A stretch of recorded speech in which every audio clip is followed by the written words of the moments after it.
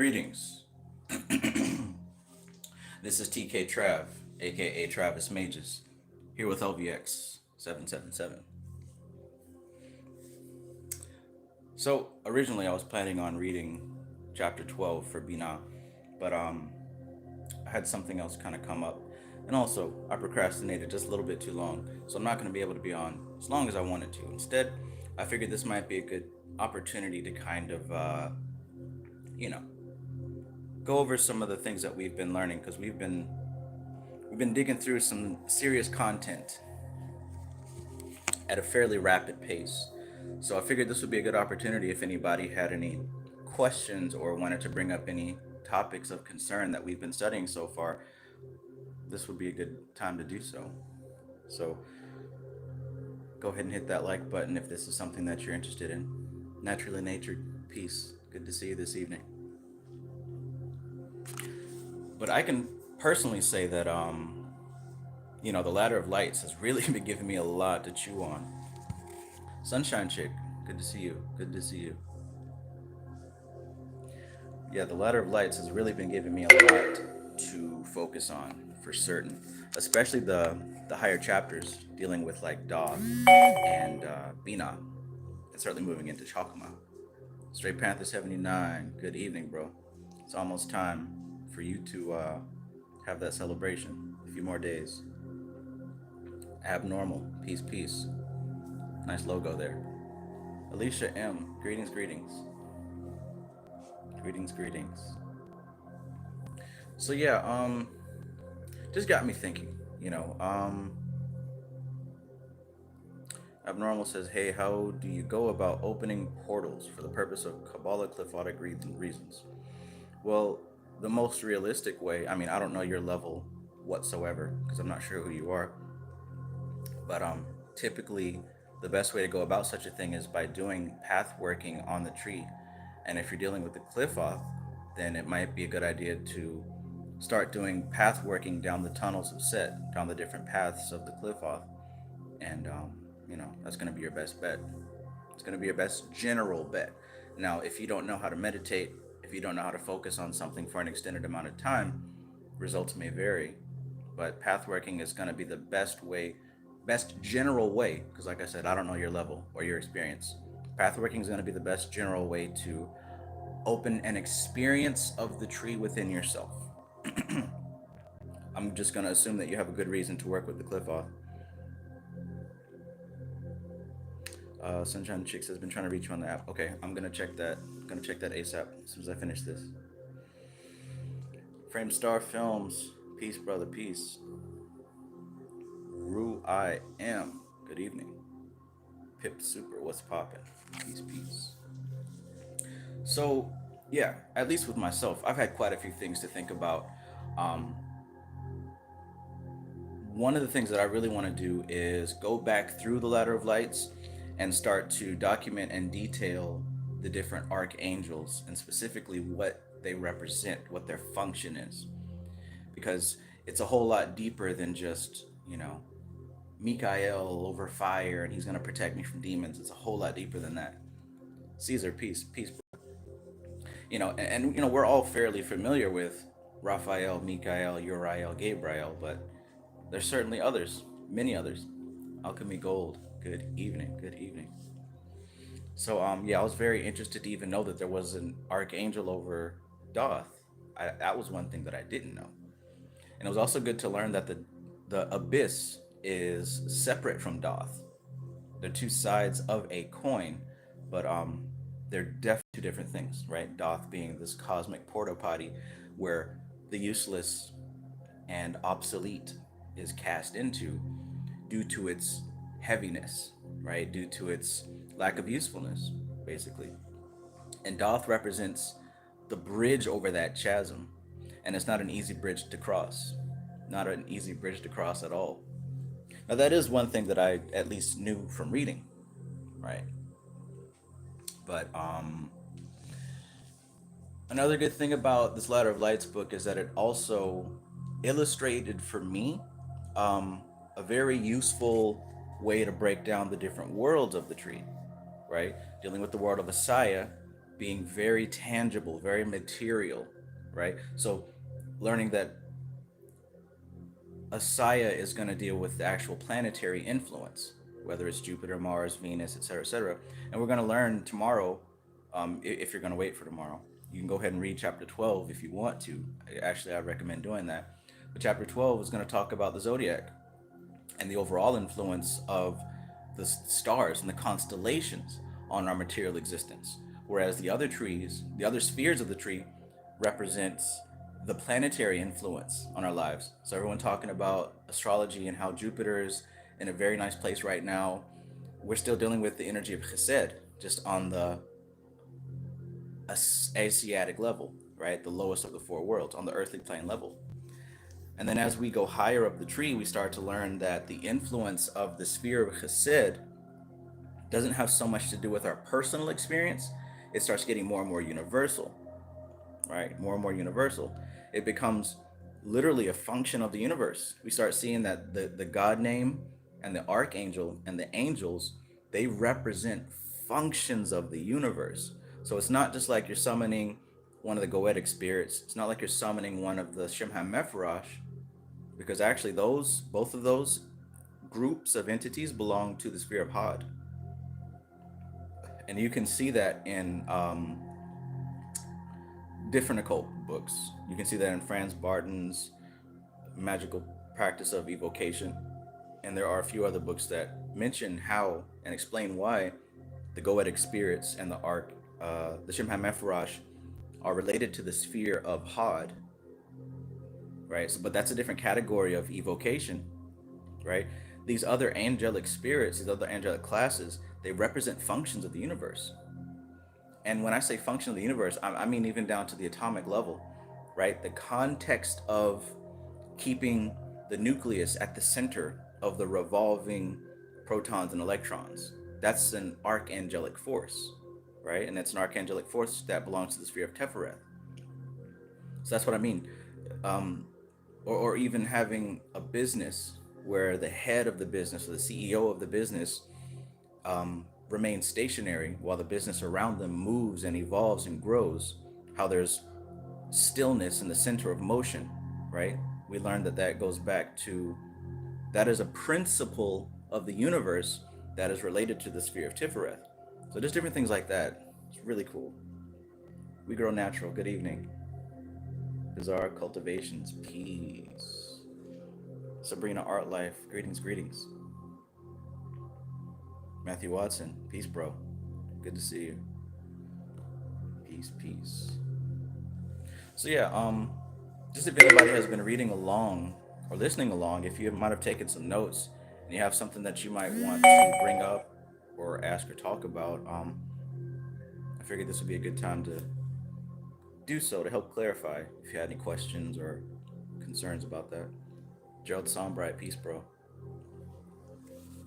And not just the Tree of Life, also, even with the Vedic aspects of learning about the mind, right? Learning about the different gunas, right? And learning about the different levels of the mind, the Antahkarana being the inner tool, the inner instrument, being not just the conscious mind and the subconscious mind, but learning that there are different aspects that make up our experience, right? We've got manas, which is the lowest, densest level of what we call mind. And technically what manas is you think of an octopus with 5 legs, right? Manas is the head of that octopus. The 5 legs are going to be the 5 senses.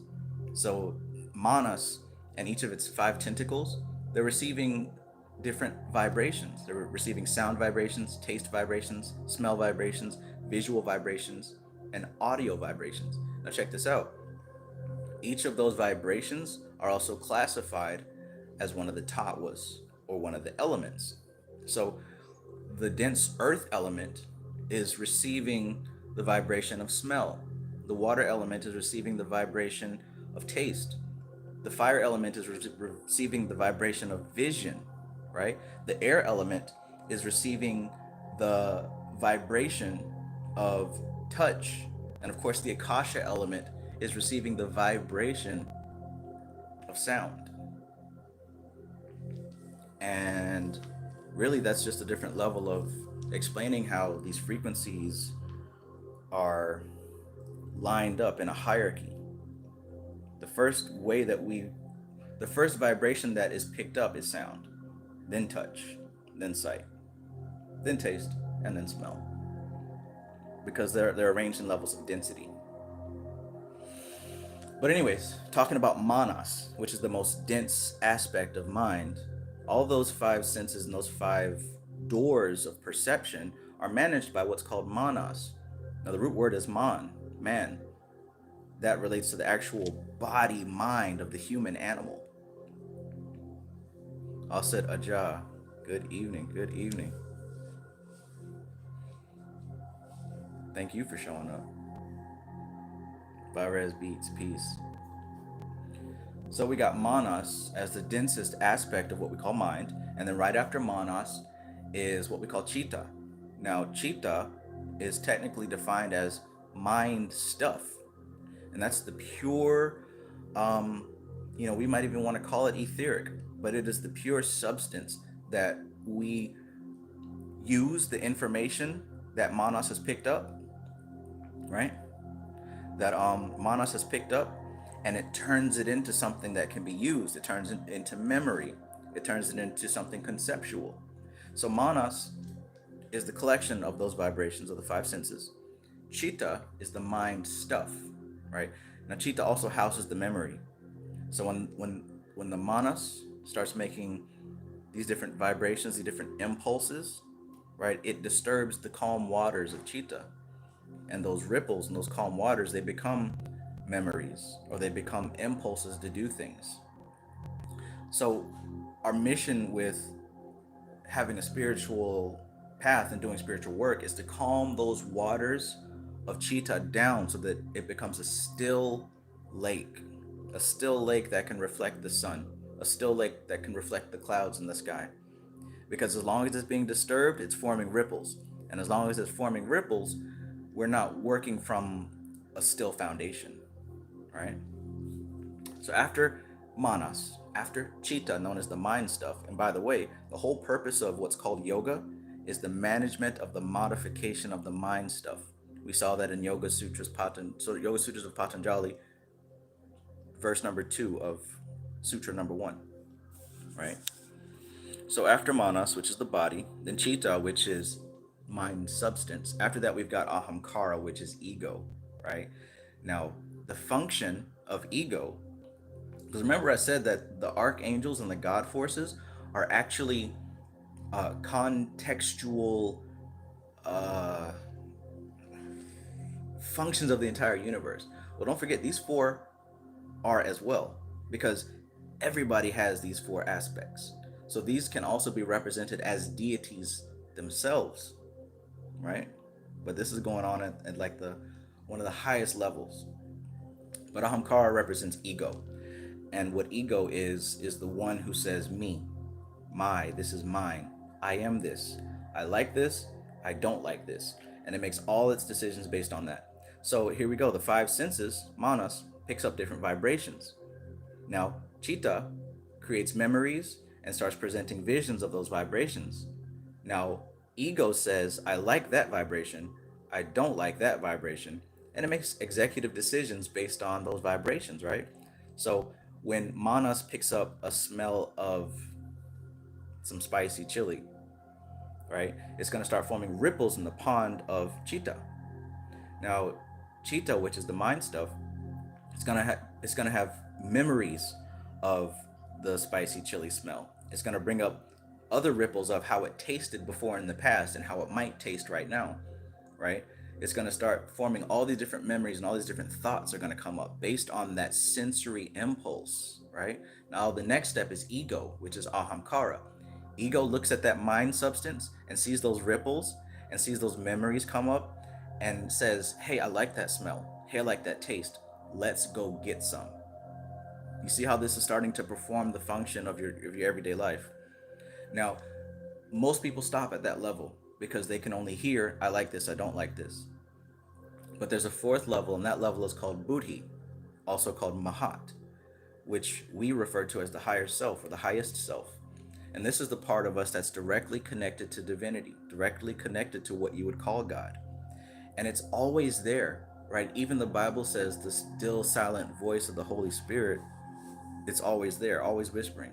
It doesn't, it's something about it doesn't fight the flesh, right? You are the one that makes the decision, but the voice is always there. So this higher aspect of self, it's always there. And it operates outside of the five elements. Because remember I said manas, the lowest part of body mind, it pulls in information from the five senses. Well, your higher self, it doesn't pull in information from the five senses. It's beyond the five senses. So it already has all information that is to be had. Higher self is above what's going on at the five sense level. This is why we want to work so hard to learn to develop a relationship with our higher self, so that we can learn to trust that voice, so that we can learn to know what that voice even sounds like, right? And by the way, this is not stuff that I made up, and this isn't stuff that one author wrote in one book. This is some of the oldest information that has been on the whole planet. This is some of the oldest information that has been written down and still kept and recorded. The oldest that's still kept in one piece. Okay? So everything else, every other religion, every other spiritual system, in some way, shape, or form is coming up out of this information. That includes modern psychology. That includes NLP. That includes hypnosis. That includes everything else. It's coming up out of this old information. And this is why I spend so much time studying it. Because why would I study, a spin-off or knockoff or an after effect? Not to down talk or downplay anything else, but my mission is to get down to the root. So I'm going to get down to the root. But essentially, these four aspects of self is what is known as the Antakarana, or the inner instrument, or the inner tool. And this is the tool that we must use to navigate the universe. It's the tool that we use to navigate the universe anyway. Now, right now, we're using that tool to navigate the external universe. But as far as spiritual evolution goes, we want to use that inner tool to explore the subjective universe, which is what's going on inside of you. Now, the external universe is limited by the reach and the range of your physical body, right? If you can't afford to get on a spaceship and fly up into the sky, you can't study that, right? You don't have an experience with that. You can go through a secondhand experience, or what someone else made up, or what someone else might tell you. You're limited to someone else's information. And that's the thing. Most people are hesitant to believe spiritual things, but fall for everything physical, not realizing that most of the stuff that we believe, we have no experience with, physical or subjective. So when somebody tells you what the earth looks like, whether it's round or whether it's flat, when somebody tells you about anything that you've never have any experience with, I mean, that's just as good as watching something on TV, because you don't have any personal experience with it. But when we deal with these spiritual matters, using the inner instrument, going into meditation, exploring your mind, exploring the root of your thoughts, exploring the root of your feelings and why you do what you do, that's something you can have a direct experience with. So while you may not fly up high and see what the earth actually looks like, and you have to rely on a textbook or a picture on the internet or even a CGI image, because there aren't any real pictures of the planets, there's just CGI images. At least with your inner experience, you can validate that yourself, right? That's why the inner world experience is way more real than the outer world experience. Because guess what? The outer world experience can be manipulated, shifted, and changed based on what other people tell you and show you. Meanwhile, the inner experience is yours. No matter what meditation I tell you or teach you, you're still going to have your own experience with it. And that's why you can't really prove magic or spirituality to other people, because you have to have the inner experience yourself. So what I find is more important than telling you about how cool demons are and angels are. It's way more important to show you and teach you how to get an inner experience yourself, so that I don't have to tell you these things. You can find them yourself. I think that's way more important. So it looks like we got 20 people in the building and only 16 likes. It helps when you guys like the video, because that lets YouTube, that improves the algorithm and shares my videos across. So go ahead and hit that like button if you haven't hit it already. I appreciate it. Sky L, peace. Austin A. Walt, peace. Abnormal says magic is science before science gets around to understanding. Yes, yes. Abnormal says I need practice with meditation. It's very hard for me at times. ADHD and OCD make it tough. Absolutely, it does make it difficult. And just like what I talked about with manas, always receiving those five sense impulses, that's not going to stop, right? You're always going to be receiving impulses from the ears, the eyes, the nose, the mouth, the skin. You're always going to be receiving impulses. But here's the thing: when you lay down and go to sleep, you tune out of those impulses. Even if you've got music playing, I play mantras all throughout the night when I sleep. And then when I start to wake up, then I become aware of my ears and the sound that it's hearing. It's possible to go within and disconnect from those five senses on purpose, but it's not going to happen the first time you sit down. It's a practice. That's why they call it a meditation practice, because you practice it. You do it, you make it a point to practice as much as possible. The Yoga Sutras of Patanjali says there's two things that help you manage the mind and manage the chitta, manage the mental modifications. One of them is consistent practice, right? Not one day out of the week, consistent practice, as much as you can keep up with. So it doesn't have to be all day, every day, but can you squeeze in 5 minutes? Can you squeeze in an hour? Whatever you can keep up, consistent practice. And number two, non-attachment. Non-attachment. And that doesn't mean pretending like, oh, that doesn't hurt me and nothing affects me and I don't care what they're doing. No, it's not anything like that on the surface level. Non-attachment is really recognizing that what's happening in the external world doesn't influence you as much as it does, as much as it used to, right? For example, a little drama, a little nonsense, all the stuff going on in the media. Somebody might say something that you don't like.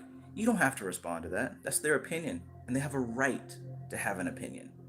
And all the stuff going on in the media, it's not gonna stop. There's nothing you can do to stop it.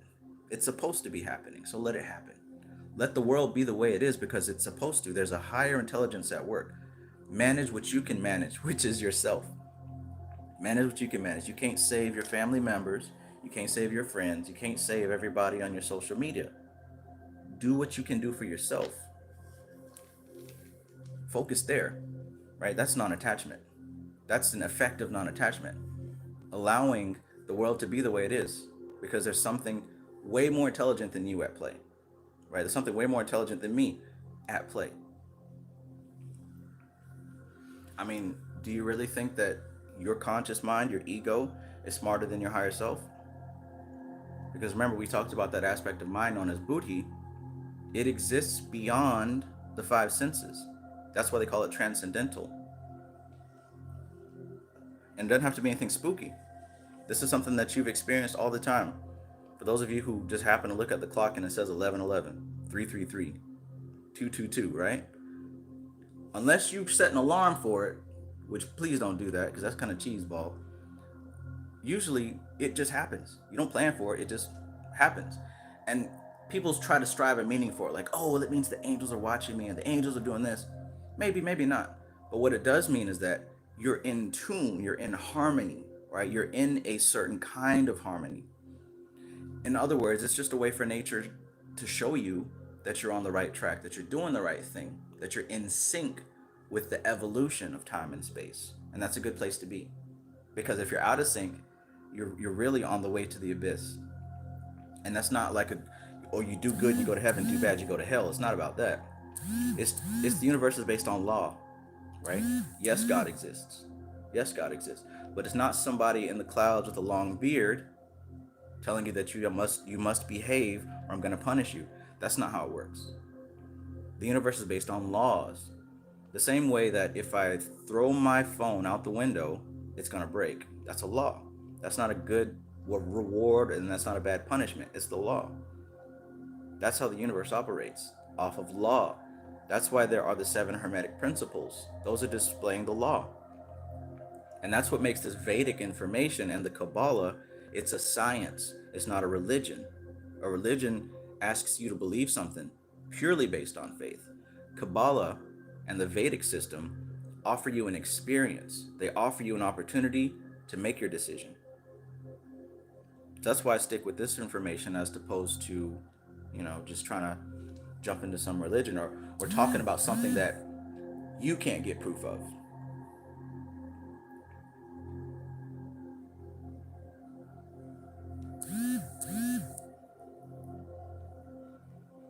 I appreciate you guys. Thank you for the acknowledgement. Matthew Watson says facts. That's what makes you stand out as a teacher, because no one has given this kind of breakdown. Appreciate you. Regrow Natural says, thank you so much for giving your time, for real. Thank you. Thank you. And I feel like, well, I just know that this is the right thing to do. This is the right thing for me to do. Because me, myself, being in a state of harmony and being in a state of balance with my reality, opportunity presents itself for me to do the right thing. And I can't think of anything better in the universe than to share what I know to be the most helpful thing that I've discovered, right? This Vedic information has been the most helpful information that I've discovered, because it crosses so many different boundaries. The more that I understand about this Vedic science and Kabbalah, the more I start to naturally, intuitively understand everything else, right? Most of us let labels limit us. But when you start to remove those labels, you start to see that there's a lot in this world that's very similar. There's a lot of things about business that's very similar to spirituality. There's a lot of things about, cooking and making music, right? And doing rituals that are very similar. If you take the labels away, these things all start to blend into the same thing. And then we just get life experience. And the more that we see that life experience can be governed by the same rules, it becomes so much simpler. So much simpler. Because a lot of times we get frustrated and we get anxiety about stuff that really we don't need to be worrying about, right? We worry about things that are beyond our control. Why not keep your focus and your attention on the things that you can control, and then work on growing and evolving at your pace? That's the way I see it. But I appreciate you guys, and I appreciate the acknowledgement. We got 33 people in the house, and we got 33 likes. That's what I'm talking about. That kind of symbology. Framestar Films, greetings. Framestar says, synchronicity is language of the universe, as they say. Right. Synchronicity is the language of the universe. And again, that's how I say, that's how you know when you're in the, let's say you're in the right frequency and the right vibration, you're able to actually hear and see these synchronistic things. I mean, just places that I wouldn't expect to see things. Like, say, for example, I'll be doing a Shiva mantra, and I'll walk out the house and I'll see somebody with a shirt with Shiva on it, right? I didn't know that if I walked out the house, I'd see this person. That's something that's beyond my five senses, right? You see what I'm saying? And little stuff like that continue. It's not something you do on purpose. You don't set an alarm for 11:11 and say, "Oh, I saw 11:11." That's not what I mean, because that's ego doing that. Things like that just happen, and it doesn't mean anything by itself. It's literally just a number, but it's symbolic. It's symbolic of you being in the right place at the right time. And if you're in the right place at the right time for little things like that, then you can go ahead and translate that to understand that you're in the right place and the right time with everything that you're doing. You feel me? If you're walking around and you're seeing 11:11 all the time, no, it may not mean anything specific, but what it does mean is, like I said, you're in the right place, right time. So if that's happening for the little bitty things, just imagine that that's also happening for everything else you're doing. It's not like you're just in sync when you see 333. You're in sync the whole time. And that just means keep doing what you're doing. Keep your heart in the right place.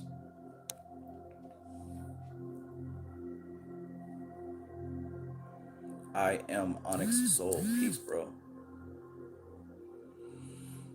I love it. Alex, peace. Bizarre Cultivation says understanding equals power. Exactly. Because without understanding, we have confusion. And that is not power. That's powerlessness. If anything, you're out of sync, and now you become used by nature until you become useless. At that point, you become disposed of. My uncle, who was a pastor, when I lived with him, I picked up so many quotes. But one of the things that he said, you always want to be useful. You always want to be useful in some capacity. Because if you're not useful, then that means you're useless. And that stuck with me. Alchemy Gold. Thank you. I appreciate you. Thank you for that donation. Zahir Anu. Peace, peace.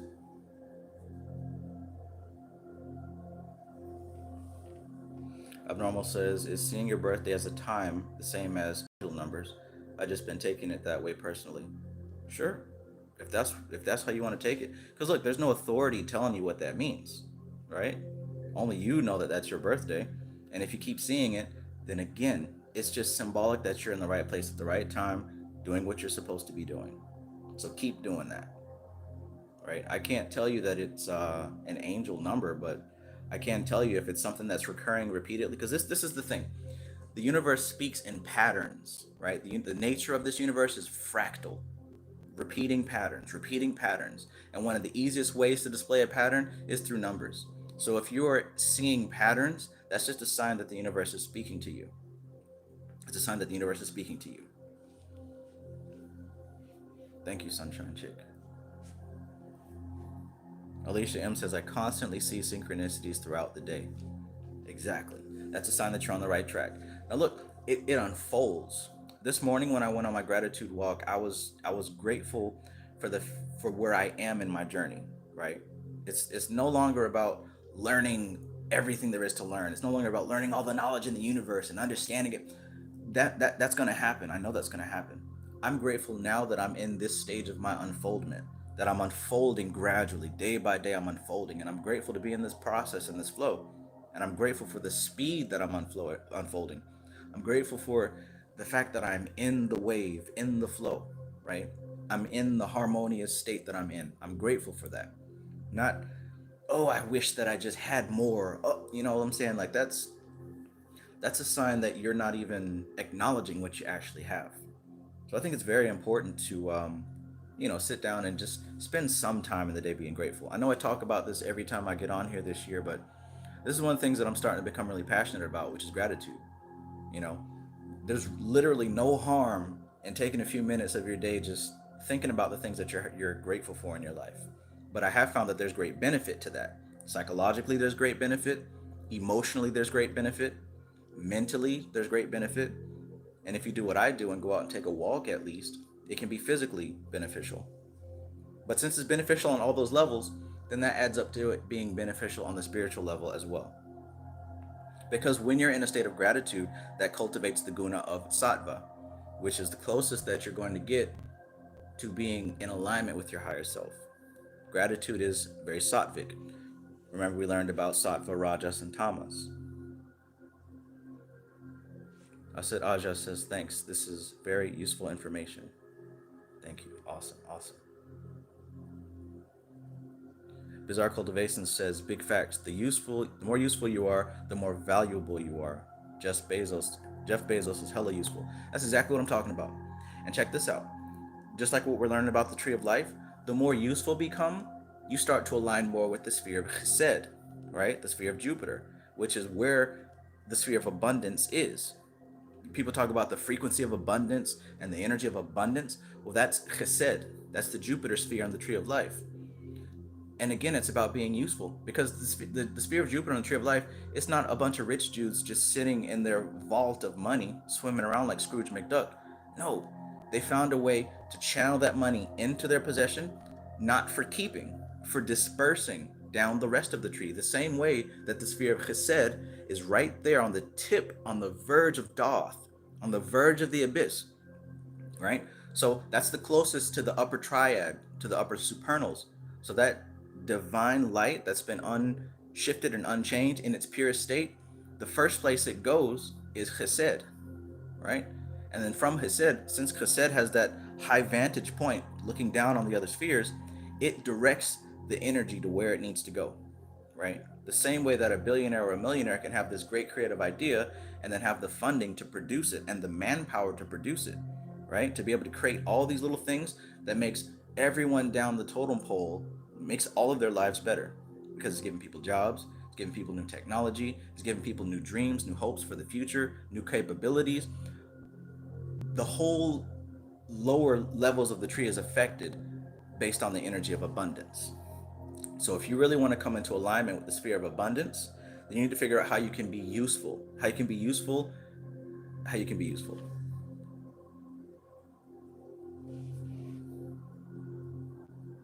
Framestar Film says, follow those cosmic breadcrumbs and you'll find your way home. Absolutely. Mount Uhuru Mimiya, peace, peace. Cosmos of compassion, peace and greetings. Alex says, today I was grateful for the 4 elements. Came out of nowhere, paid my respects, and acknowledged them all. Awesome. Awesome. And you'll find that the more that you share gratitude with these aspects of reality, they start to respond to you, because these things are possessed of living spirit, right? Everything contains living spirit, not just people, not just animals, not just plants, not just rocks. Everything contains. I mean, that's why if you look in ceremonial magic, we pay respect and acknowledgement to the 4 archangels, right? What do you think they represent? You know what I'm saying? And like what I mentioned about the lower aspect of body, manas, and how it's taking in the receptive energy or vibration from the 5 senses. Well, as I mentioned in the beginning of this, each of the 5 senses are ruled by the 5 elements. So when you give thanks to the 5 elements, you're also giving thanks to the capacity of your 5 senses, which is the capacity for you to receive data in the physical world. So again, by you paying respect and acknowledgement to the 4 elements, you're also paying respect to this entity that resides over the management of the physical experience, known as manas.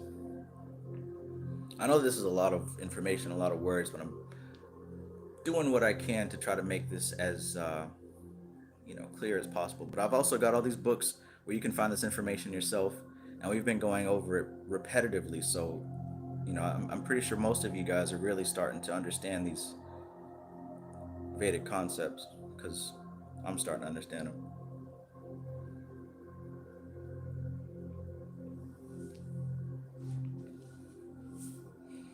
Bizarre Cultivation says, abundance is giving, not taking. Selfishness isn't abundance energy. Very key, because most people think that abundance is accumulating. No, it's dispersing. The more that you're able to disperse, the more that you get to disperse. That's literally how it works. And you see that all the time. People that try to hold on to and cling to what they've got, that's usually all they're going to get.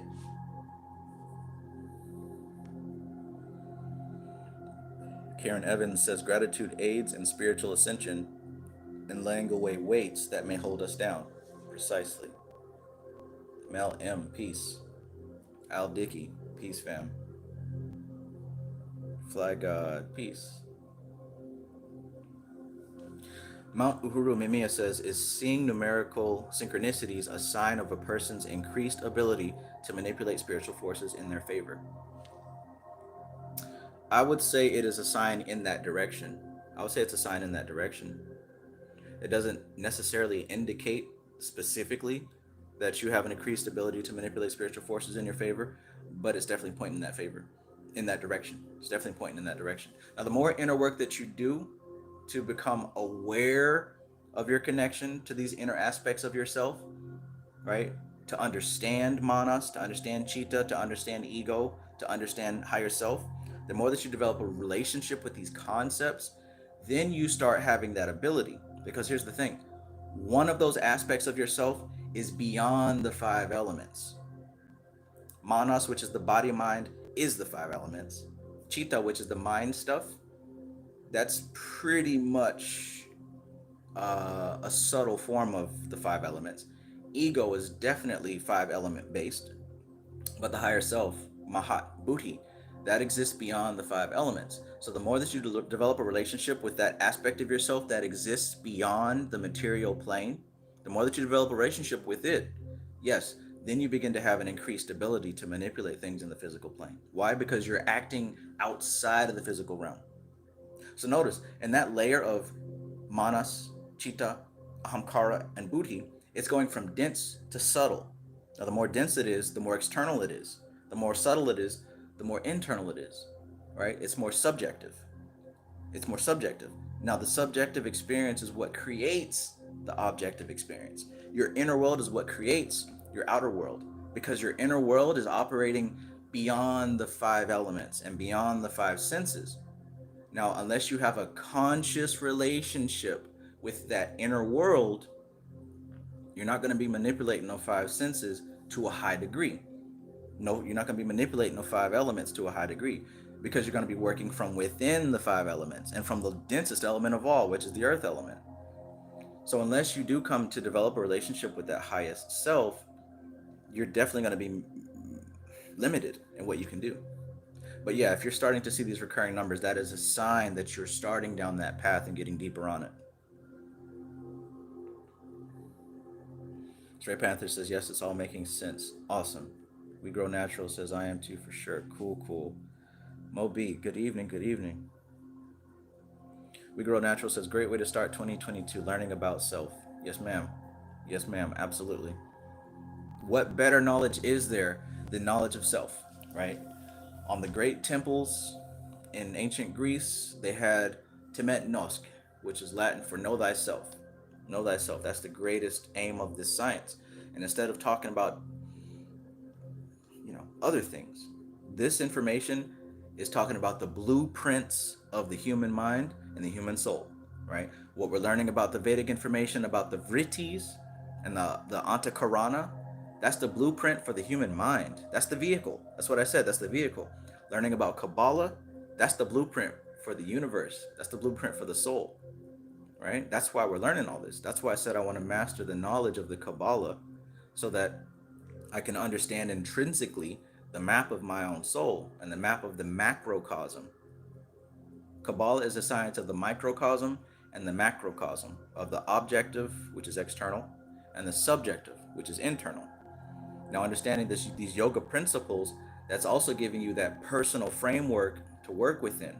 So when you start putting that all together, there's a supreme understanding taking place here. Supreme understanding. And you're able to bypass a lot of the bullshit. You're able to bypass a lot of the fantasy. A lot of people get caught up in the fantasy. This is not about fantasy. This is about science that you can literally sit down and get your own evidence with. Great way to start off 2022. Bizarre Cultivation says, I've been thinking recently, contemplation is a superpower. Yeah, you're right. Because many people in this place are so focused externally that, like I said, the five senses are always receiving data. And since their attention is always outward, they don't really have time to break away from that. Will Trent, greetings. Antoine 2020 says the five elements are earth, water, fire, wind. Correct me if I'm wrong. Yeah, and there's a fifth one. Karen Evans says, Bible scriptures, I will enter his gates with thanksgiving in my heart. I will enter his courts with praise. Absolutely. Absolutely. Look, the Bible is a holy book as well. Don't count that out just because some pastor or some church members hurt your feelings. Don't throw away the whole system of Christianity, because Christianity didn't do anything to you. Those people at the church did something to you, but they are not representative of Christianity. Learn it for yourself. Don't worry about what those people did, right? Don't worry about what the pastor, what the church members did. They are not Christianity. They were related to your experience of Christianity, but it's deeper than that. Christianity was also founded on the science of Kabbalah. Don't forget that. Many scriptures are Kabbalistic. So don't throw it out just because you had a bad experience when you were young. It's deeper than that.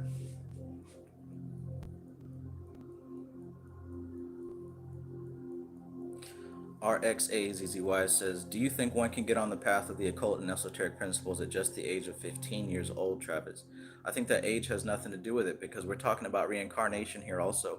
And if you're called to learn this information at such a young age, that means you're picking up where you left off. So I would do my absolute best to learn how to research properly, right? That means don't just take somebody's word for it. Don't just take my word for it because I got a colorful background and I look awesome. Learn how to take this information and then go research it yourself, right? Go get a book. If you can't buy books yet, look at Wikipedia or some trusted resource, right? Look at some trusted resource and try to research as much as you can to make your own opinion about things. And then turn that opinion into an actual fact that you can prove and test. Because you don't want to deal with opinions. You want to deal with things that you have verified in your own experience. So yeah, I think that you can start I think you've already started. Honestly, you're watching my channel, for crying out loud. We Grow Natural says we can be anywhere else right now, but we're here. Exactly. And I'm grateful that you're here, all 58 of you. And by the way, there's 59 people in the building. We only have 42 likes. Go ahead and smash that like button if you like this information. If you resonate with this information, hit the like button because that helps YouTube promote my videos so that other people see it. I appreciate you.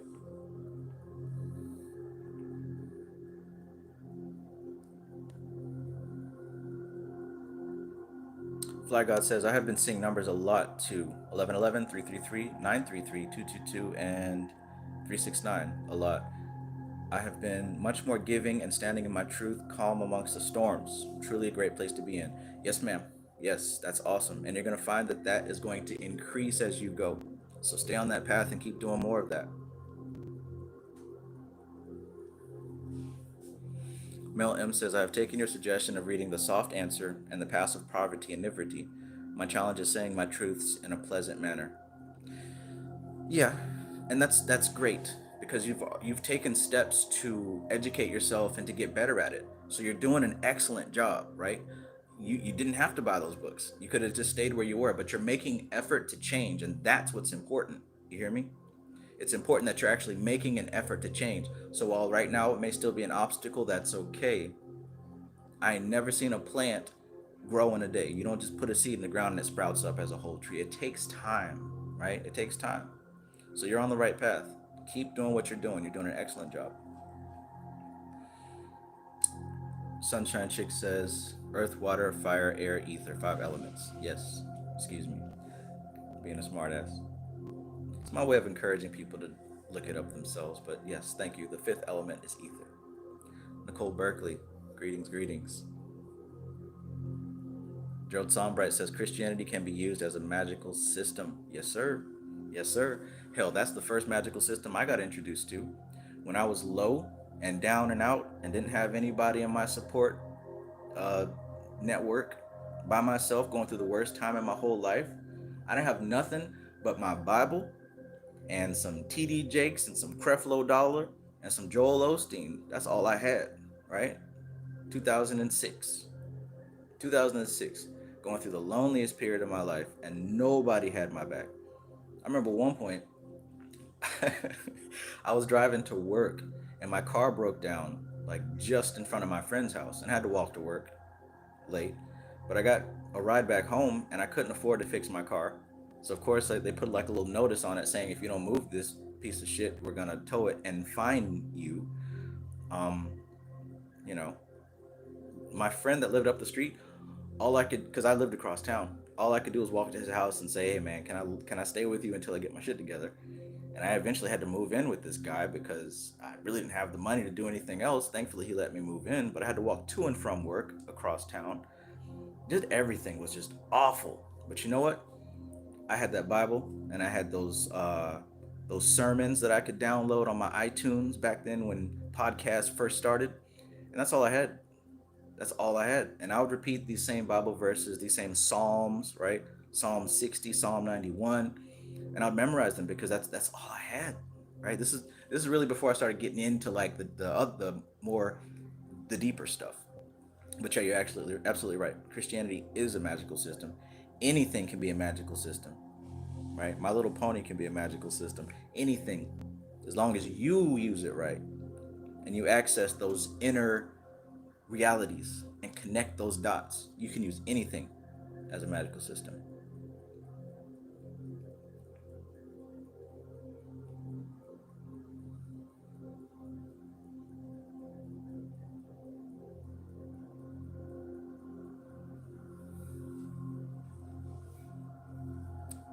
Introverted Alchemist says, would you compare giving value to investing into things like stocks and retail in order to receive abundance? Give and receive. I think that can be used. Absolutely. It's not ever so much the outside thing as it is the inner experience that you're doing it for, right? And that's why magic works. It's all about connecting what Christians call faith with an external action. That's what we're doing with this magic when we do these spells, right? When we work with the Goetia, we're connecting something internal, right? an affirmation, we're connecting some kind of intention, right? We're connecting some kind of thing that we have faith for, and we make a physical manifestation of it. So whether that's stocks and trading, or you draw on a sigil or burning it under a candle, you're putting that faith into something physical and tangible, and you trust and you know that it's going to happen, and that's how it works. It's the same concept. So yeah, you can do that. But understand that the more that you educate yourself about the process, the better you're going to be. In other words, don't just gamble and think you're going to do it because you know a few magic words. Thank you, Stray Panther. Stray Panther's post: support those who support your overall spiritual growth and development. Please like, share, and subscribe. Thank you. Austin Awalt says, would the unmanifest behind the tree be the destination for left-hand path practitioners? Oh boy. I mean, who's to say, right? Ultimately, if one finds themselves completely out of sync with the tree, then yeah, their destination is the abyss. Now, whether or not that practitioner has done the inner work to survive that journey, which from what I've seen, I haven't seen anybody who has, um, unless they've done the work to survive, then yeah, maybe they can use those thrown away discarded pieces to create something new. But hey, I learn things every day. So, but yeah, if you're out of sync enough, you can definitely find yourself into that abyss, and that's where some people want to go. So hey, maybe there's somebody. I mean, the universe is about balance, right? Of course, there have been people who've done it and made it successful, but just looking at the way the system is set up, that seems like a rare case, right? Because either way, oh my gosh, yeah, you'd really have to come into alignment with some dense shit. And just from what I've seen, it may not be suitable for human existence, just like going up the tree isn't suitable for human existence. So maybe there are occultists who can manage to survive. And a little bit later on, I'm going to be getting back into Kenneth Grant and his work because I didn't really understand it when I first read it. But I think after understanding the tree, I'm going to get a bit more into the night side of the tree. So we'll see. Maybe I can give you a better answer in about a year or two. Or maybe you can find it before I do. Good question, though. Varez Beats says, at this point, hit the like button before anything. I think that's a great way to go. I like that strategy. Cool.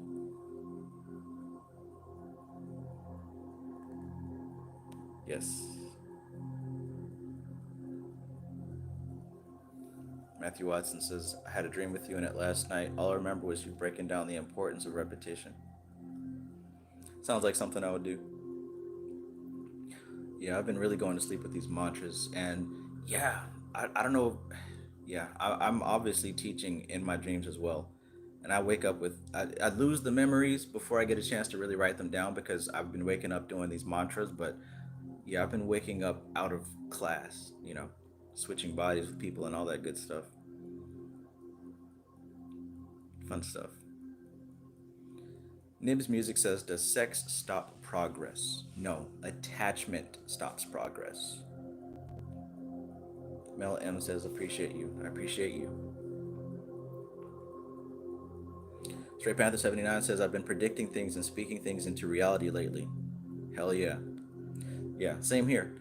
And there was a level where you start to learn, and I think that's why we have to watch our language. That's why we have to really get control over the small talk and the little things that we say to ourselves, because we're moving into a space where what we speak becomes real, right? So it's not just like taking control of negative talk because it's good for your health. It's good for your health, but also because we're moving into a magical space where what you speak becomes a thing.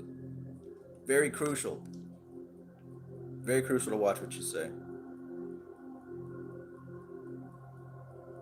Bizarre Cultivation says, we have stepped into the realms of knowing and not believing in the Bible stories. Jesus Christ wasn't a believer, he was a knower, aka scientist. Absolutely. Big difference. Ru I Am asks, Trav, I meditate on the regular. Where do I begin in this process of the Kabbalah? Continue meditating. You'd have to begin at Malkuth. At least that'd be the most reasonable place to begin. Honestly, if you're just starting, Ophiel has a book called Kabbalah Magic. That's a good place to start. But also understand that one book will not give you all the answers. So if your best way to learn is through reading and through books, I'd get as many different ones as possible. As one at a time and read them, of course. But after Ophiel's book, I would definitely go into Ladder of Lights and Mystical Kabbalah. Now those could be pretty deep, but the information there is solid. The most solid Kabbalah information I have ever seen. But if you kind of look through my videos, you'll see I've listed quite a few books. Another one is called The Kabbalistic Tarot by Robert Wang. And that one it's kind of high level, but it's not too outside of the range of, regular person's understanding. In other words, you don't have to have if you have information on the tarot, then the Kabbalistic tarot would be a good one for you also. But just know that you're going to have to cross-reference different sources to get a full picture.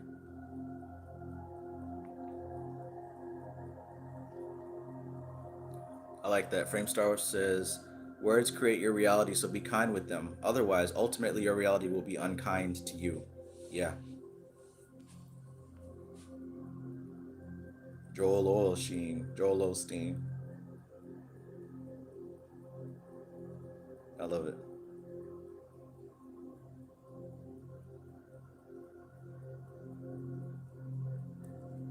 Glocky says, could I use Hakma to lead me towards having wisdom, or aka experience, with something like experience with money or cooking? You can. And you can also work with Netzach, the sphere of Venus, because Venus would be great for both of those. So I'd look at the sphere of Venus or Netzach. And I did read that chapter. And you can also do some research on the sphere of Netzach, which is also Venus. Peace, Court Singh.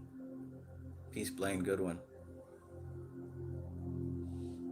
Blaine Goodwin says, so grateful to be among people that genuinely embrace insight and change. Yes.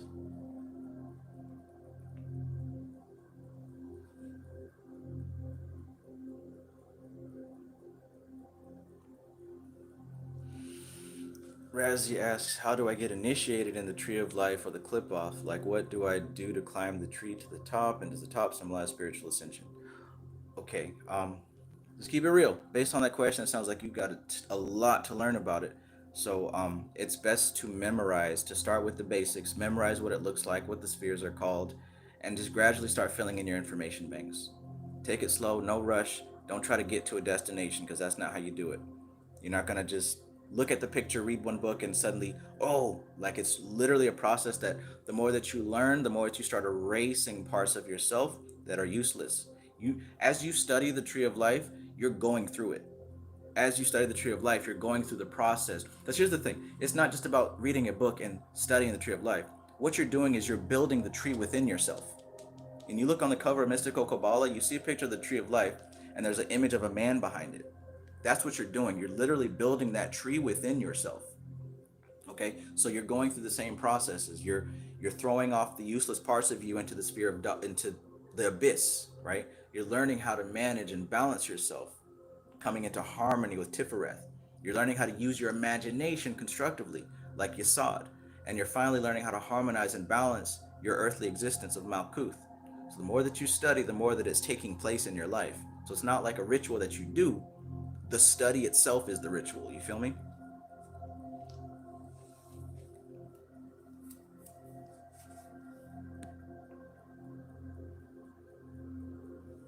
Amar asks, greetings, Amar. Amar asks, what's your take on the difference between meditation and NLP hypnotic regression techniques?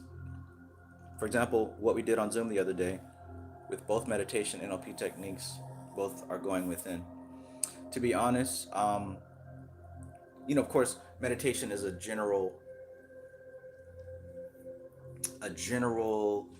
concept of connecting the meditator with what's meditated on.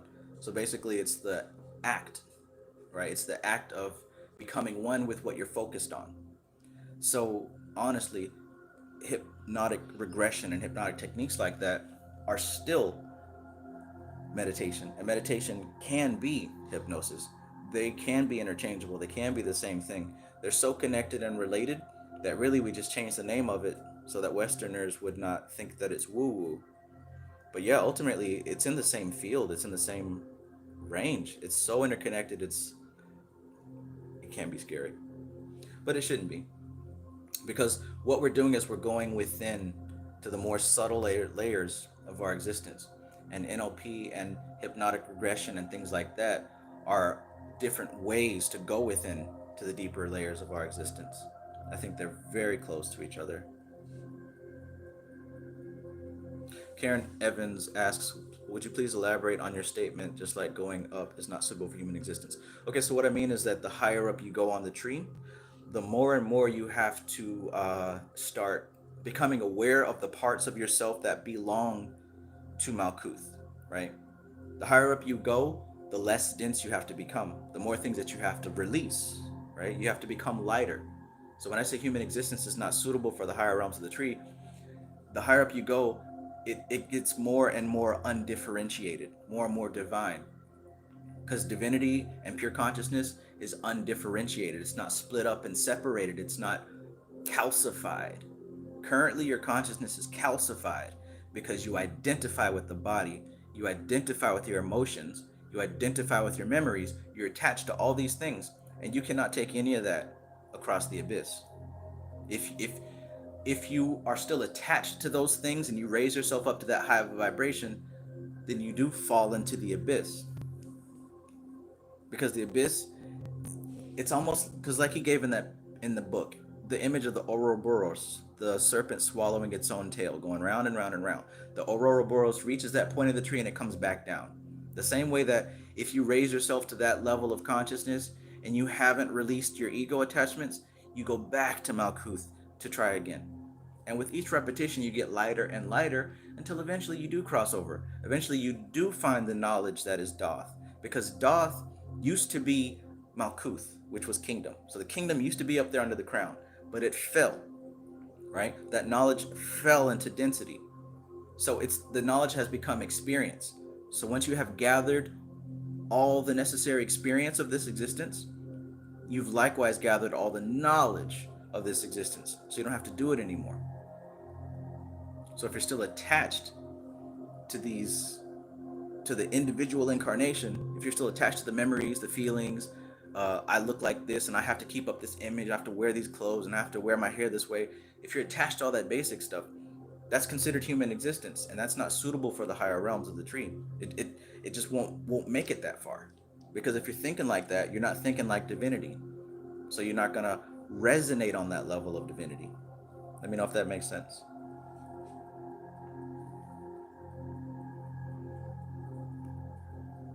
Jeez Louise, I'm like 7 minutes behind in the chat.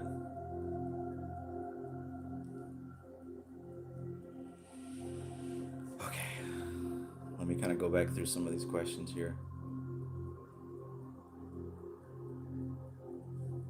Razi says, can you name the Kabbalah book again?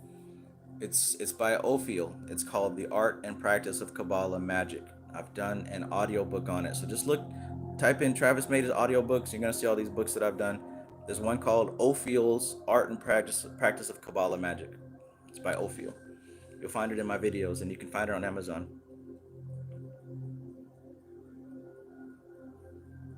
Abnormal says, I prefer to do the initiations ritualistically instead of meditative. I don't even know how to do it through meditation, not gonna lie. Okay, that's fine. So you continue doing it on the physical plane, and it will have an effect on the etheric plane. Eventually, you'll be able to adjust and increase your range. One step at a time, though.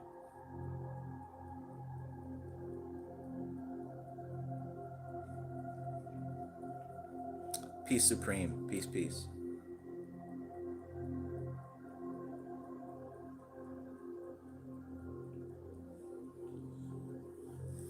We Grow Natural says, what does it mean when a person talks out loud to themselves as if the monkey chatter is vocal? Is meditation a solution with that? So talking to yourself in itself isn't a bad thing. It's what you're saying. It's the conversation. That's what matters. I talk out loud to myself all the time, right? It's what you're saying. You can use that to encourage yourself, to support yourself, to heal yourself, to tell yourself the things that you need to hear, to help keep you focused, right? Sometimes you might be distracted and scattered, and sometimes you might need to externalize that voice to get yourself right. So it's not talking to yourself isn't in itself a bad thing. It's what you're saying.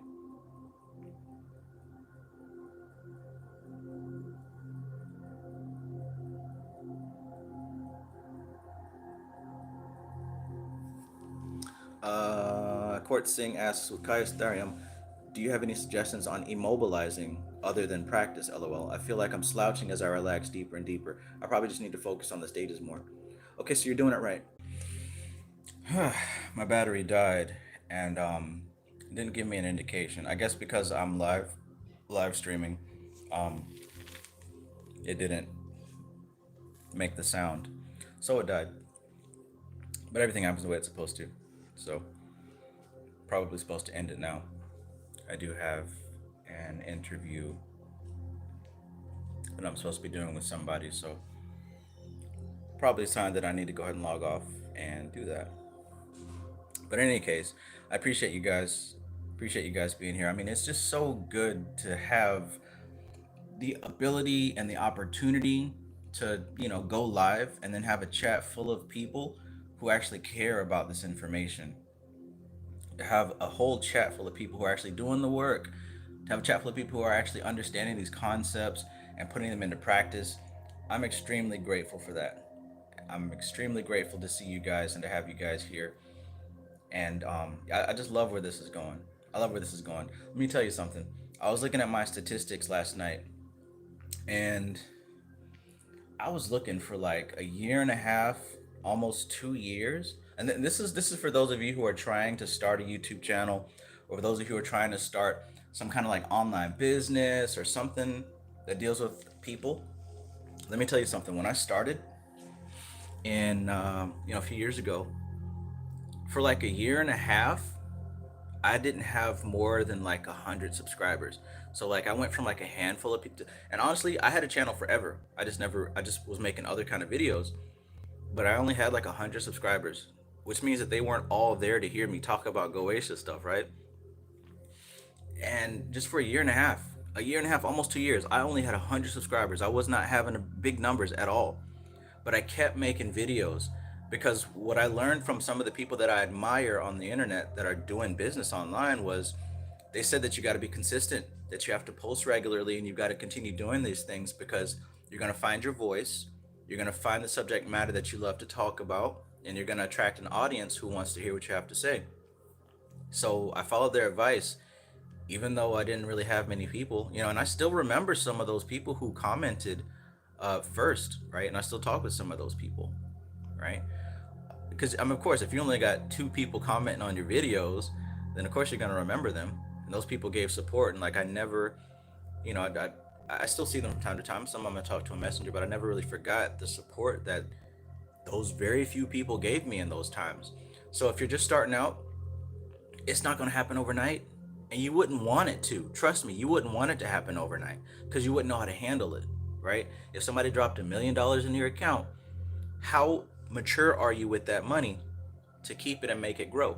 Not that $1 million is like the benchmark, but I'm just saying, like, if you reached a new level, would you know how to handle it unless you go through the steps? Just like the tree of life. Everyone's talking about how do I get to Kether and Doth? No, how do you open up that 30-second path, which is the first path out of Malkuth? So for those of you who are just starting out with whatever you're doing, do it because you love it. Don't do it for an audience. Don't do it for the money. Do it because you love it. Like I said, it was an entire year and a half. I didn't break 100 subscribers. So I see people that are like, complaining, oh, I don't know if this is for me and I shouldn't do. I'm gonna give up. Nobody's watching it. That first year and a half period, that's the period that weeds out the people who aren't built for it. Right? If you can't do it for a year and a half without any real feedback and stuff like that, then that means you're doing it for the feedback. You're doing it for, you know, getting attention and stuff like that. But if you're doing it from the heart, It doesn't matter how many people are watching you, commenting, or responding, or none of that stuff. But what happens is when you're consistent with it and you keep doing it, right? Because a year and a half, I only had like 100 subscribers. And then after that, it went up to like, you know, 1,000, then 2,000, then 9,000, right? And then 10, 12, 13,000. It grows. But the important thing is you grow. You grow first, then it grows, right? You grow first, and then what you're doing grows. So be consistent and do it for the right reasons. Do it for the right reasons. Don't just make a YouTube channel for a quick hustle, trying to sell, oils and incense. Like, really learn how you can serve people in the best way that you can, right? Really learn how you can serve people in the best way you can. And that's going to be the best way to grow.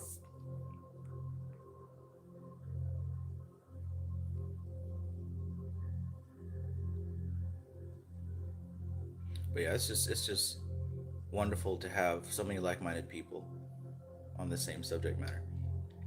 But yeah, like I said, everything happens for a reason. My battery died, so I was probably supposed to end it, but I was able to get it plugged back in, and I just wanted to give a proper outro, proper exit. What's good, Hikate?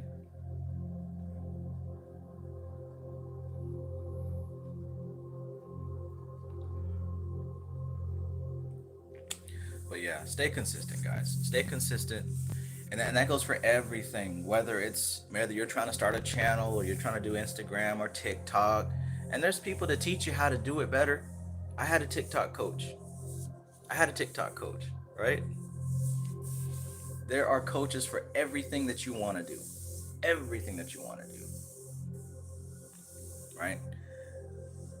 And even if you can't afford that, there's free content that can help you.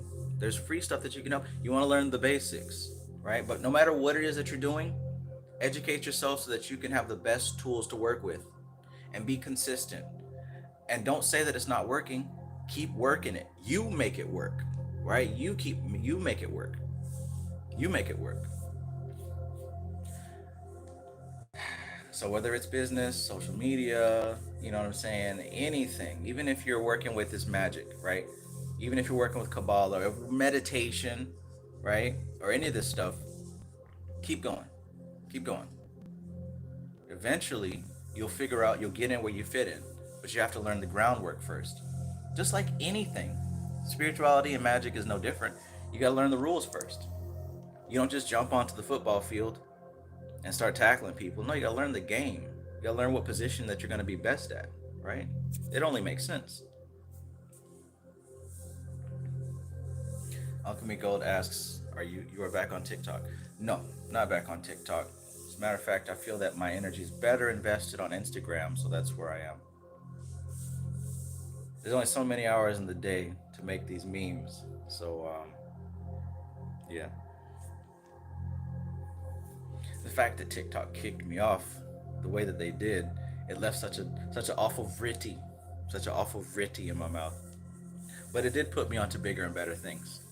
It helped me to look forward into the future and see where these things are headed. Because even as the Yoga Sutras of Patanjali stated, the truth doesn't change. The truth doesn't change. What changes is that you have to adapt to the times, right? You have to adapt to the times, and then you go where the people are, right? So what changes is what's popular and what people are doing. Truth doesn't change though. So if the people are on TikTok, then somebody's going to start putting the truth on TikTok. If the people are on the metaverse, then eventually somebody's going to start putting the truth in the metaverse. But the truth itself doesn't change. So don't be afraid of evolution and progress, and don't get mad at it. Don't get mad at it. Everyone's attention span is short. Well, what if there was an upside to these things, right? We complain about a lot of this stuff. What if there's actually an upside? What if there's an upside to some of these different things? It is very, what's the word? Very suspicious that we've got, this whole lockdown thing, and everyone has to stay in their house and stay separated 6 feet apart, and everyone is becoming more and more isolated and afraid to go out. And then at the same time, it's rolled out a solution for people to be together again, and it happens to be digital. I'll admit, It's very suspicious that all this stuff is rolling out at the same time. However, that doesn't mean that it can't be useful, right? Just because a thing exists doesn't make it good or bad. It's what you do with it that makes it good or bad. So what are you going to do with it? What are you going to do with the tools that you have in front of you? The magician on that and the tarot card, there's some stuff on that table that nobody's going to use in this modern day and age. But it's not about the stuff. It's not the content. It's the context. The magus is able to work with whatever's in front of him. He doesn't say, "Oh, I've got to have a Bed Bath and Body Works candle in order to do my ritual." No. You know what? I only been using dollar store tea light candles because they work, right? Why would I spend the amount of money on a candle that I can buy for a pack of candles? You feel me? It's not the magic isn't in the candle. It's not in the stuff. The magic isn't in the tools. The magic is in the person who's using those tools, right? So when I was starting working with goetic spirits and all this other stuff, I was using a dollar store tea light candle, or maybe one of them little dollar store candles that come in a little glass jar, right? Wasn't no Bed Bath and Beyond $8 candle. Wasn't no, them fancy ones they sell for 15, $20. No, I got the dollar ones, right? And then you know what? I worked at Lowe's at the time, so I was cutting cardboard that the products came in, and I'd take some of that cardboard home, and I'd cut that cardboard and I'd write my sigils on it, right? Not no parchment paper, not no fancy parchment paper. You work with what you got. You work with the tools that are in front of you and you make it work because you're the magic, not the stuff, right? Not the stuff. And I was downloading PDFs because I couldn't afford the books. You hear me? I wasn't getting the PDFs because they were free. Oh, where the PDF at? No, I was getting the PDFs because I had to, because I couldn't afford to buy books on Amazon at the time. I could barely afford to pay my rent and maybe get something to eat and a little bit of gas to get me to work. That's all I could afford. So I downloaded the PDFs because those were the only way I can get the information. So you work with what you have and you make it work. You feel me?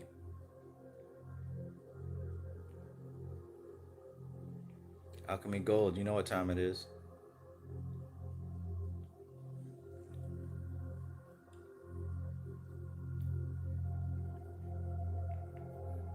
Thank you, Sunshine Chick. Court Singh says, gotta adapt out here. Glocky says, do you still do Tatwa Shuddhi and Chakra Shuddhi and advice for visualization too? Yes, sir. Yes, sir. Every day. Chakra Shuddhi, Tatwa Shuddhi. And they might be interchangeable, but yes, I do those frequently. I think that they are uh, excellent meditations to do. Excellent meditations to do. Now, every day might be an exaggeration. Maybe not every single day, but multiple times a week, yes. I may not hit all 7 days a week, but I strive to do those two meditations very consistently.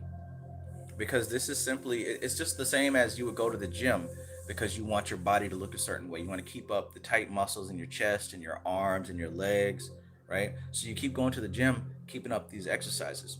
What did the Yoga Sutras of Patanjali say? The two ways that you're going to control your mind and control your experience and transcend is through consistent, regular practice and non attachment. So this counts as consistent, regular practice. Tatwa Shuddhi is one of the greatest tantric meditations that I have ever found, right? So yeah, I still do those. Court Singh says, get that Magician PDF, lol, because I'm not paying a couple hundred. The Dreamwise did get in touch with Philip Cooper, and I don't remember how much he's selling it for, but they reissued the Magician. Philip Cooper's got a lot of books, and most of them are not on Amazon.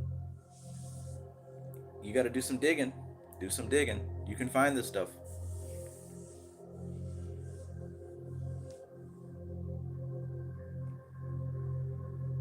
But yeah, good stuff.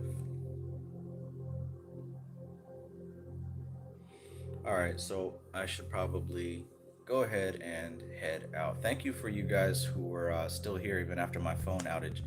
Like I said, my battery died. I went checking on it, and I guess it didn't make the sound because I was live streaming, but yeah, that was my bad.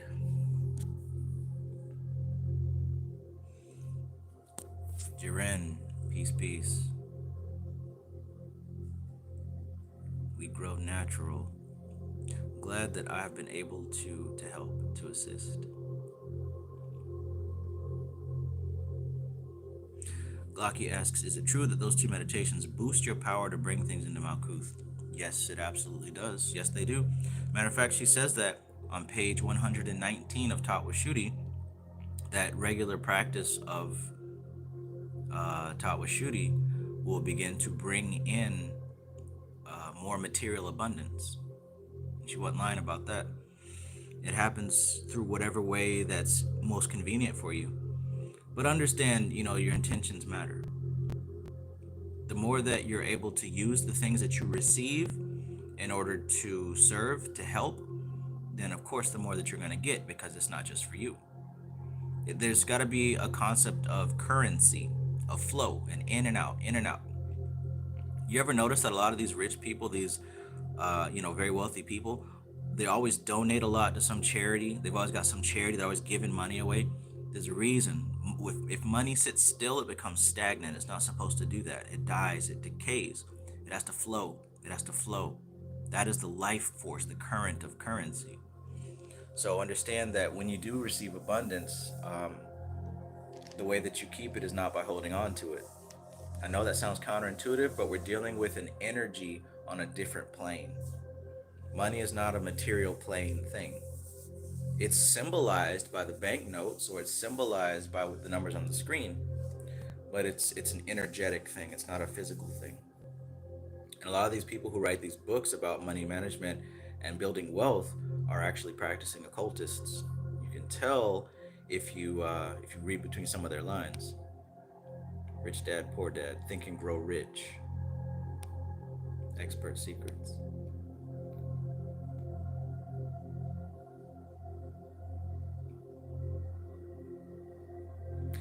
And it's still a full moon outside, isn't it? Extra dope. All right.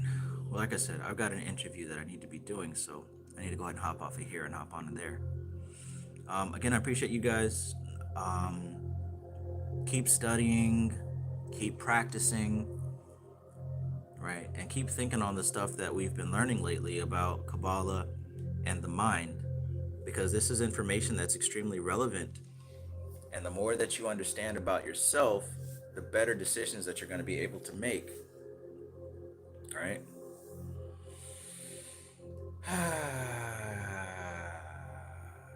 Life is good, especially when it doesn't feel like it.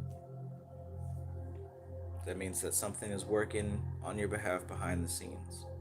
So maintain your frame, stay positive, and keep your eyes focused on the goal, on the vision. And if you don't have a goal and a vision, then maybe it's time to sit down and create one for yourself. Life can be beautiful. It really can. But guess what? You got to see it first. You got to see that beautiful life first. And the more that you focus on it, and the more that you make a determination that you're going to create it, the more that you're going to begin to find opportunities to allow it to happen. And that's not just feel-good talk. All right, that's what I've experienced, and that's what many other people have experienced. And they'll tell you the same thing. You got to see it clearly first. You see it clearly first, and you make that determination that it's going to happen, and you begin making steps in that direction. And you're going to find that your path will start to come into alignment with that vision. So it's not just hoping and wishful thinking and praying. You actually take steps towards it, and it takes equal steps towards you. And sometimes when the weather's nice, you'll find that it takes bigger steps towards you than you take towards it. And oftentimes when it's cloudy or when it's storming, you might have to take a few extra steps to get there. But the important thing is to focus on the fact that you know it's coming and you know that you're heading towards it. Don't focus on how long it's going to take. Focus on the fact that you know, and nothing's going to change that knowing. Because when you think like that, you're operating outside of the five elements. You're operating on that transcendental level. It transcends the five elements. It transcends the ego attachment. It transcends the memory of fear and pain and, oh, what if it doesn't happen? And what if I'm not good enough? You transcend all of that when you work on the transcendental level, which is the level of Buddhi, the level of the higher self. So the level of the highest self, it operates beyond the five senses, beyond the five elements, beyond memory, beyond ego. Now, when you have your vision and you focus on it and you maintain your frame and you know beyond a shadow of a doubt that it is happening, when you hold on to it like that and you move towards it, you'll find that opportunities begin to manifest because you're pulling in energy from higher planes. This is how it works. This is how it works. It's not just crossing your fingers and saying, I'm healthy, wealthy, and wise. All right, you have to actually move towards it and believe in every step that you take. Good information, basic advice, right? If you want it, you can get it. But you got to do the work, as they say. And I made a post earlier talking about doing the work. Doing the work isn't, notice one of those things I said was reading Mystical Kabbalah. That's not doing the work. Doing the work is the self-analysis, the self-study, right? Checking yourself, asking the hard questions, doing the hard things.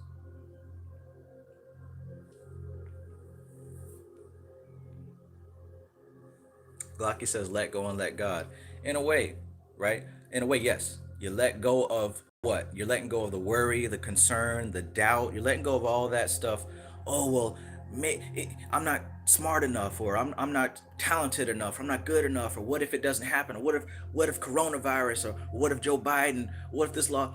Let that shit go and let God. Let all that stuff go and let God. Meanwhile, you take the necessary steps, because guess what? You're God too. So when you say let go, let God, you let that stuff go, and you let you do the necessary steps to get what it is that you want. If you're trying to start a business, then take the steps of educating yourself on what it takes, right? What are the different types of businesses? What's a corporation? What's a LLC, right? How am I going to serve people with this business? Who am I serving with this business? Where am I going to get what I need, the products? How am I going to distribute you see what I'm saying? Educate yourself on every piece of it, and you'll find that the more that you do that, the more that ideas start popping up in your head. Okay, well, maybe I should do this instead. Okay, well, maybe this will be a better way. You see, the process has begun now. It's not like let go and let God. He's not going to drop it in your lap. Let go of the worry, the anxiety, and the doubt. Let that go, and let God do the work. You feel me?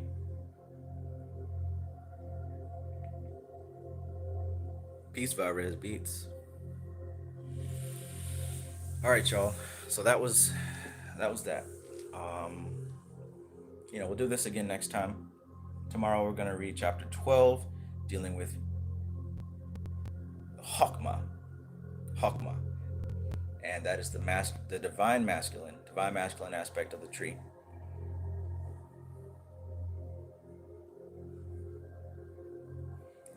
Glocky says, "What if I don't know it yet? Can I ask my mind to bring it to my awareness?" Yes, you can. Absolutely. That's part of the work, right? That's you taking an action with the full faith that you know that it's going to happen. So yeah, absolutely do that.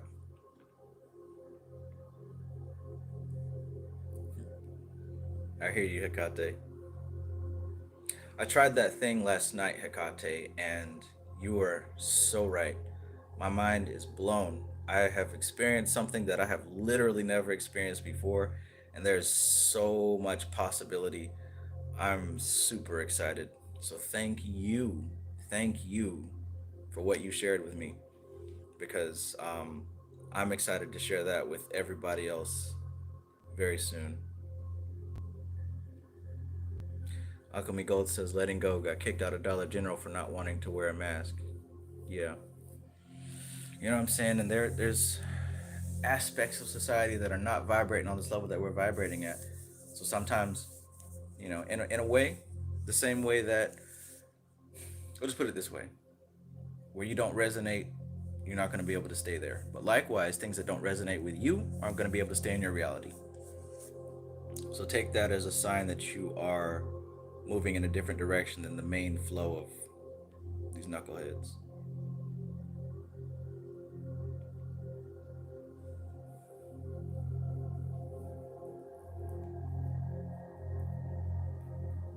Karen Evans says, in the path I was in before, I personally met with such high frequency that they would become invisible, teleport, be in multiple places, become fragrant, release oils, radiate with light, etc. That sounds interesting. Very interesting. Court Singh says, for every store that won't let you in, there's one that will, Alchemy. Boom.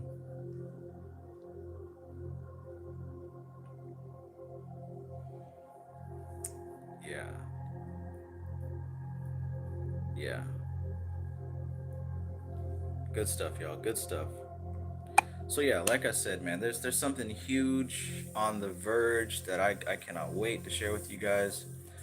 Before, it was just an idea, but now I see it coming together piece by piece, and rest assured, it's gonna be game changing. It is. It is. I already feel what it's like to be on the edge of chesed because this idea is making itself known to me. And I think that it's so massive that I've barely even been able to perceive it until just I had to have new eyes to perceive this thing. But I'm trying my best not to talk about it too much because I don't want to build too much, what's the word? Maybe anticipation. I don't know. But we're still, assembling a team to work on this thing and get everything perfect, or rather get everything done because perfect doesn't exist, but one step at a time, y'all. One step at a time. One step at a time. Virus Beat says, when's your next meet and greet or anything like that? As far as I know, we're looking at maybe March. Some other people have asked me to come out. I'm not exactly ready to go back out right now, as in January or February, but probably March to the summer. As long as everything with the airplanes and all that stuff is fine.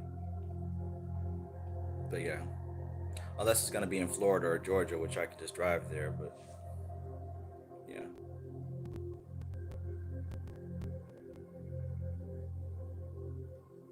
all right, y'all. So we're heading out.